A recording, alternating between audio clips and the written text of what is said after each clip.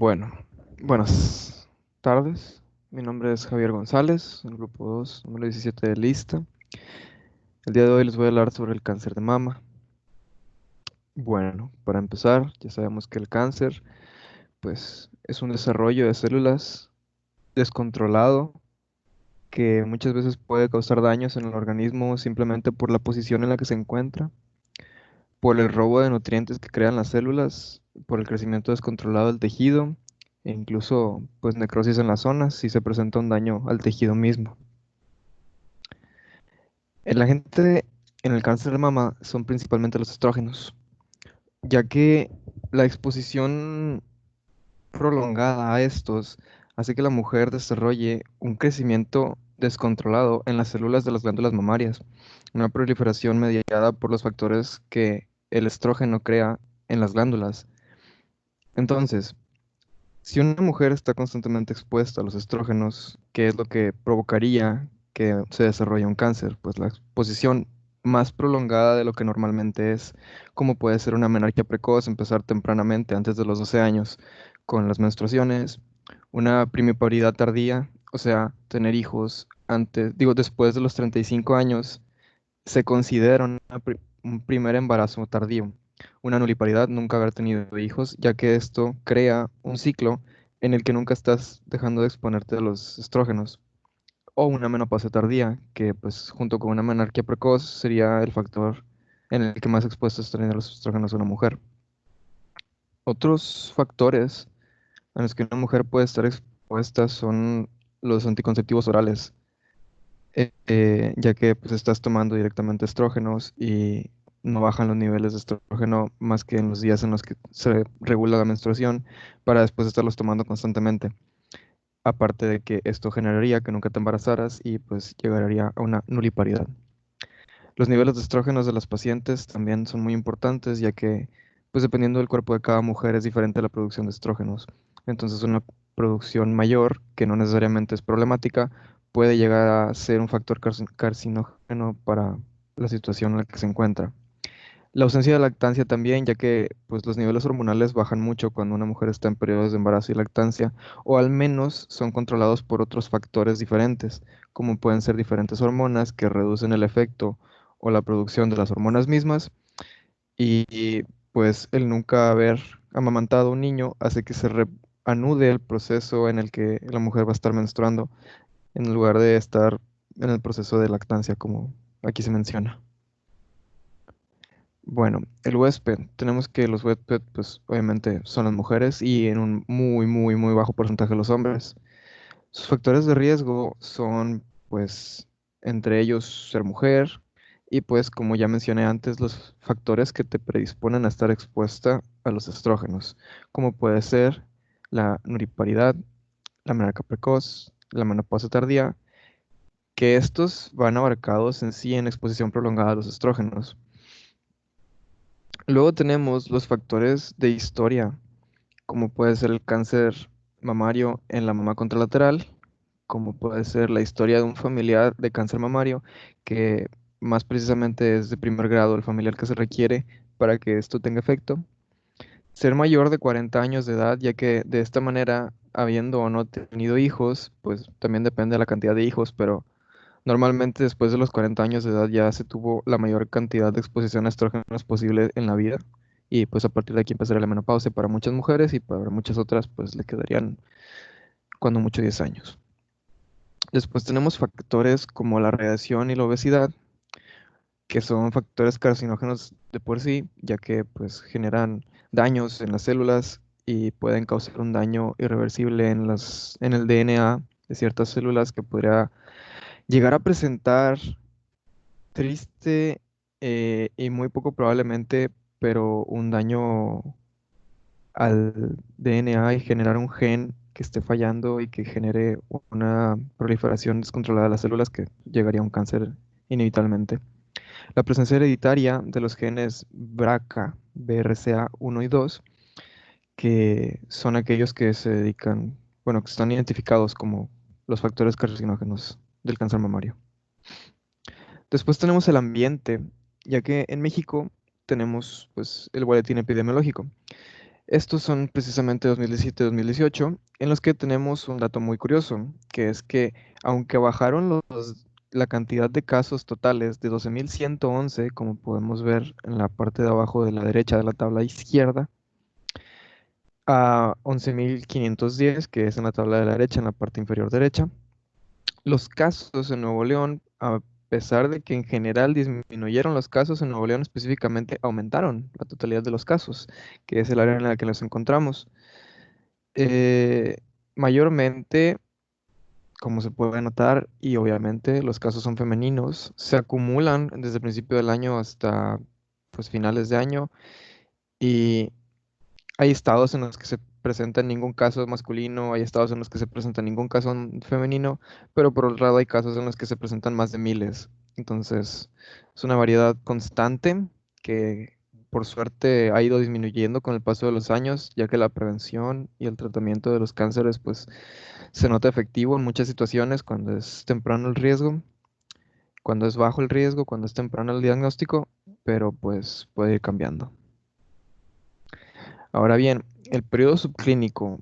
La fisiopatología del cáncer de mama se basa en un crecimiento descontrolado, como ya lo mencioné,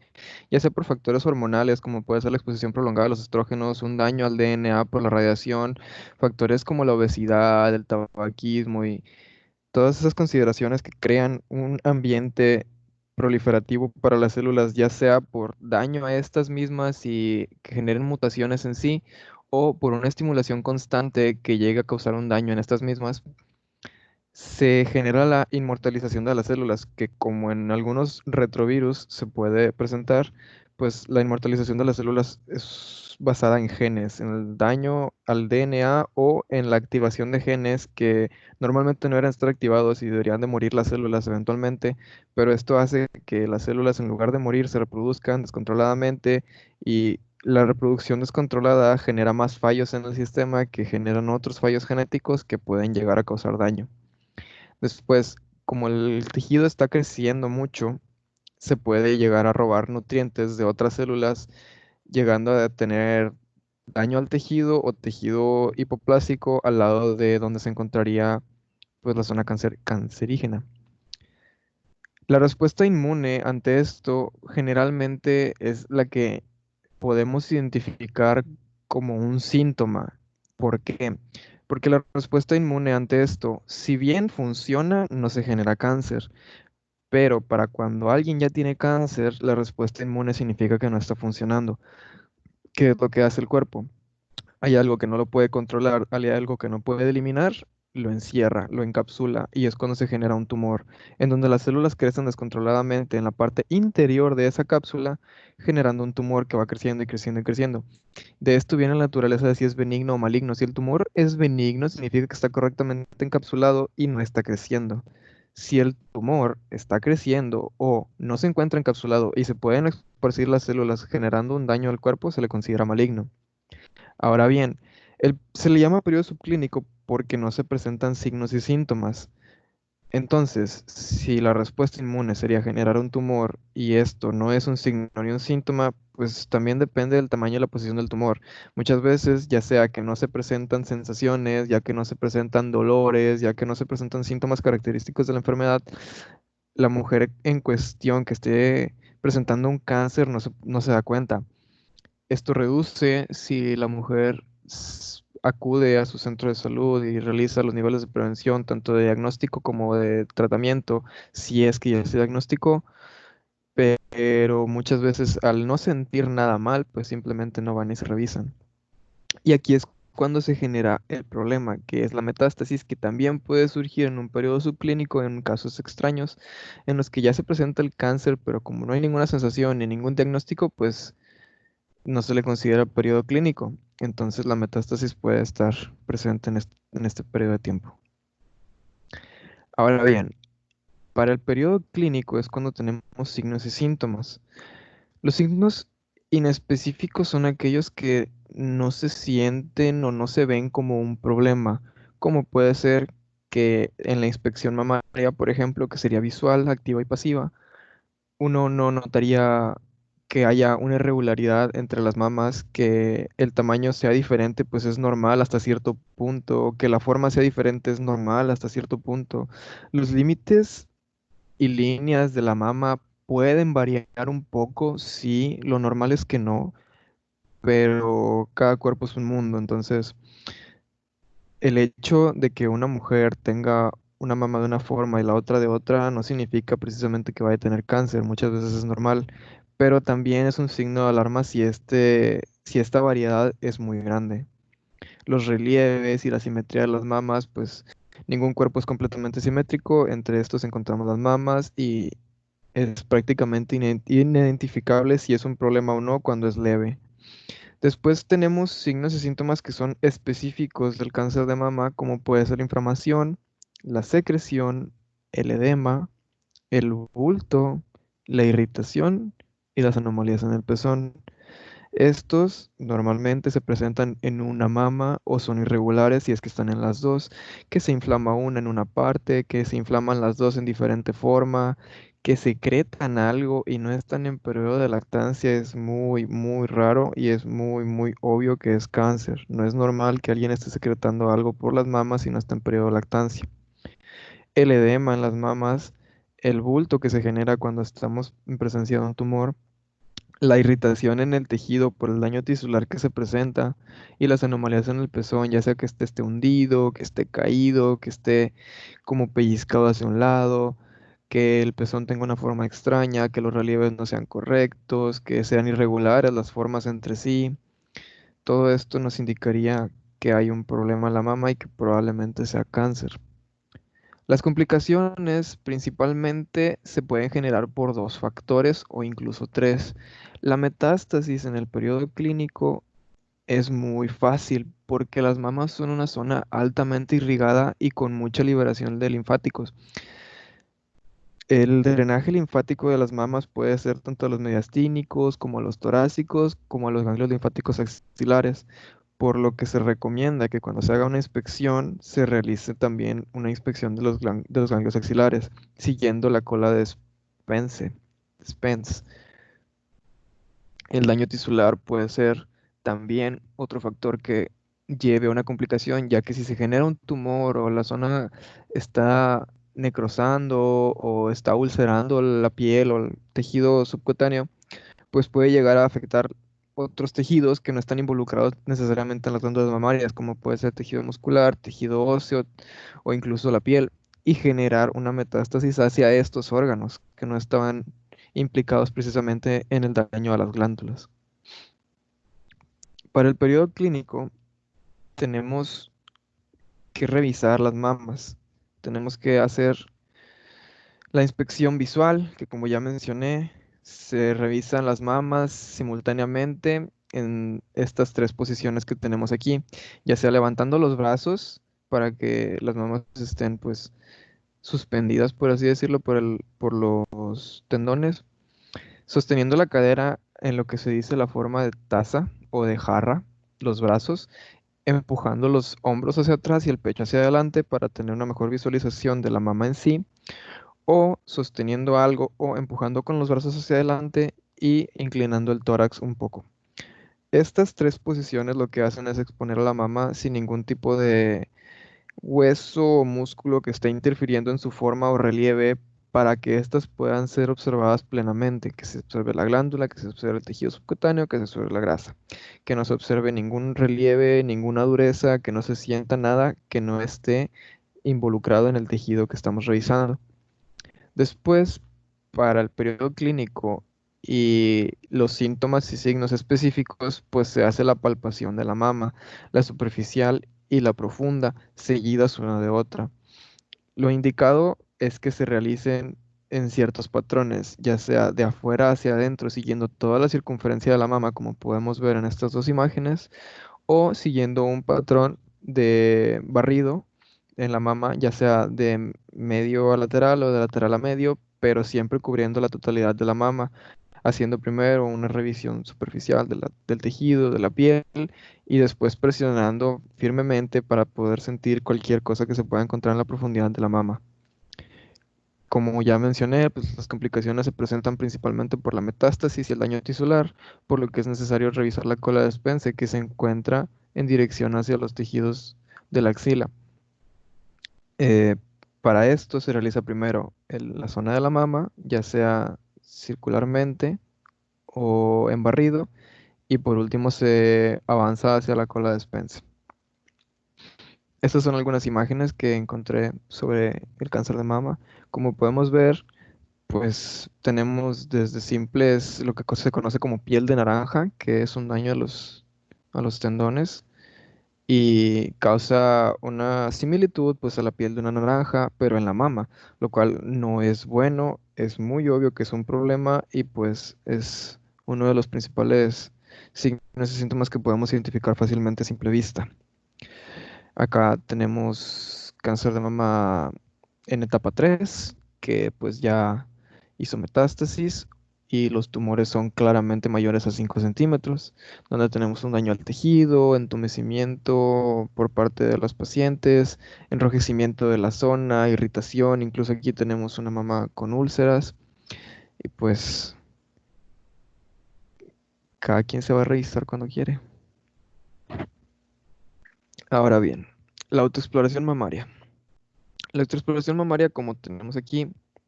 se realiza con de 2 a 3 dedos, ya sea el índice y el medio o el índice, el anular y el medio, los tres juntos, siempre pegados y siempre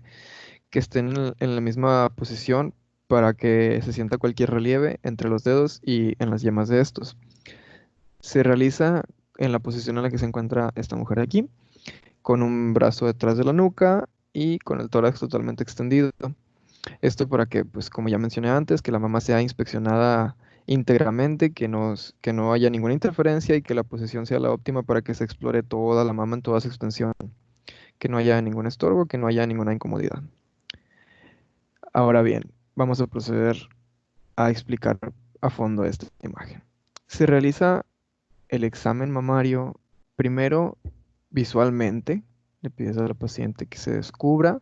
observa las mamas, le pides que cambie de posición para que puedas observarla en diferentes ángulos y diferentes puntos de vista. Se observa tamaño, forma, límites, líneas, relieves y simetría. Si cualquiera de estos está fallando, se tiene que notificar, se tiene que tomar apuntes, se tiene que realizar una palpación pues a fondo para dar un diagnóstico en sí o guiarla de una manera, ya que pues si no vemos nada no hay por qué alarmarse y pues la exploración va a llevar poco menos tiempo. La exploración, comenzando por superficial, presionando solo un poco con 2 o 3 dedos, ya sea en circunferencia, alrededor de toda la mama, empezando por las partes exteriores y yendo cada vez más al centro hasta y finalizar con el pezón, para posteriormente dar un pellizco con el índice y el medio, sin usar el pulgar y el meñique o cualquier dedo extraño que esté ahí, es más indicado entre los dos dedos, observando, buscando y viendo que no haya ningún bulto, que no haya enrojecimiento, que no haya irritación, que no haya irregularidades en la forma, que no haya endurecimiento, que no exista edema, que las mamas sean regulares y que sean simétricas. Todo esto mientras está palpando sin separar los dedos de la mama. Los dedos no pueden ir separados ya que se pueden brincar algún bulto. Entonces tienen que ir siempre presionando y siempre pegados. Después de que se terminó con la revisión circunferencial y el pezón, se hace el mismo proceso, pero profundamente, presionando fuerte y firmemente sin separar los dedos del tejido. Igual manera, es alrededor de toda la mama y terminando con el pezón. O si se prefiere el método de barrido, pues ya sea de medial lateral o de lateral medial, pues igual, de igual manera de arriba abajo, de abajo arriba, sin separar la mano y siempre primero superficial. Si no se siente nada superficial, pues se pasa profundo, una presión fuerte y firme, que no lastime, obviamente. La autoexploración mamaria es recomendada y se dice que cualquier mujer después de la menstruación debería hacerla al menos una vez al mes. Se dice que la autoexploración mamaria es mejor cuando estás recién bañada o cuando estás limpia para que el deslice de los dedos y el tejido relajado se encuentre mejor. Entonces, para esto se recomienda que sea después del baño o durante el baño. y siempre frente a un espejo para poder observar, que la mujer observe sus mamas, que se dé cuenta de que están bien, en buen estado y que no hay ningún problema, para después pues proceder a la palpación. Esta palpación se va a realizar de 7 días a 10 días cada mes, si es que se realiza, después del primer día de sangrado. Esto para que no haya pues irregularidades en el proceso, ya que el proceso de menstruación puede causar tanto un poco de sensibilidad como dolor en algunas personas para las mamas.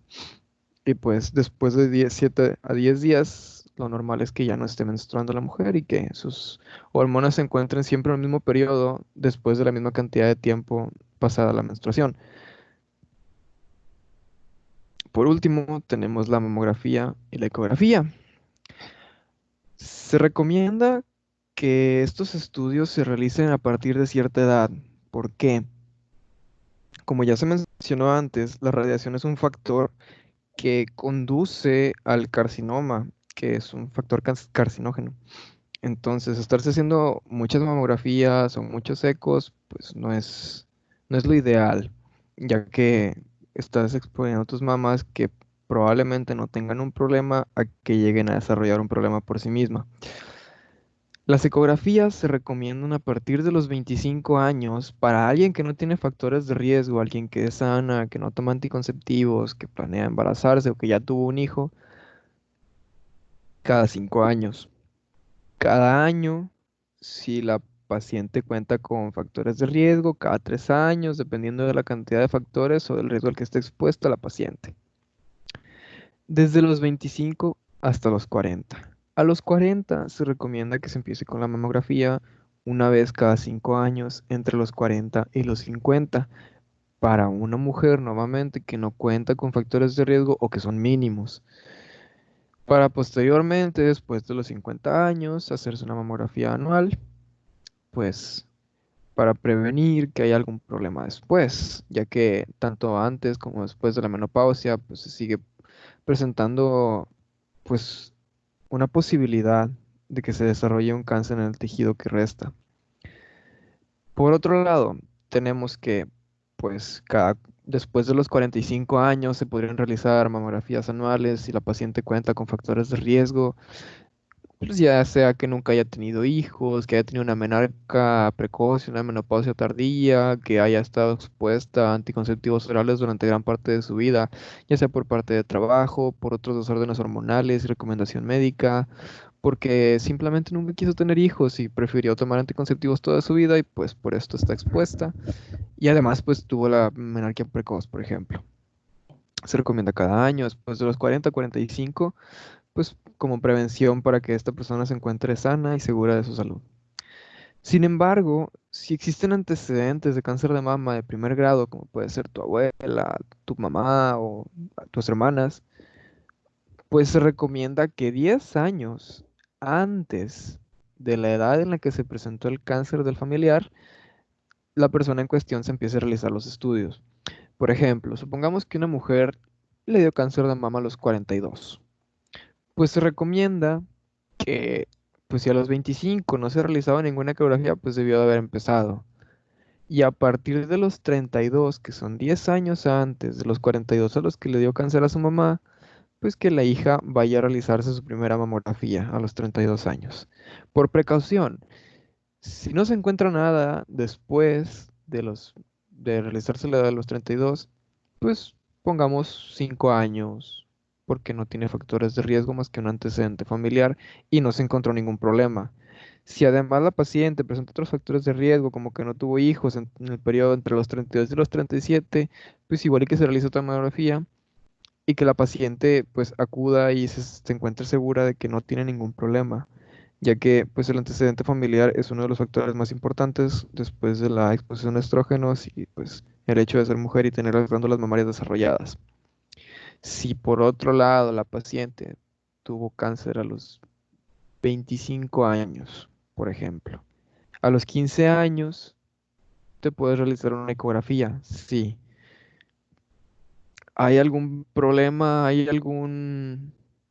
signo o síntoma síntoma que te pueda preocupar, tal vez, pero a los 15 años, al ser muy poco probable, pues se recomienda que sea una sola vez y si no se encuentra el problema, que se posponga 10 años, que se llegue hasta los 25, que si tuvo cáncer de mama la mamá a los 32 años, bueno, pues a los 22 años igual y no es tanto periodo de tiempo entre los 22 y los 25 como para que llegue a haber una preocupación. Entonces, comenzar a los 22 años, comenzar a los 20, a los 17, 18 años, si ya hay antecedente familiar nunca va a ser un problema y la seguridad pues siempre va a estar primero. Eso es todo de mi parte. Muchas gracias.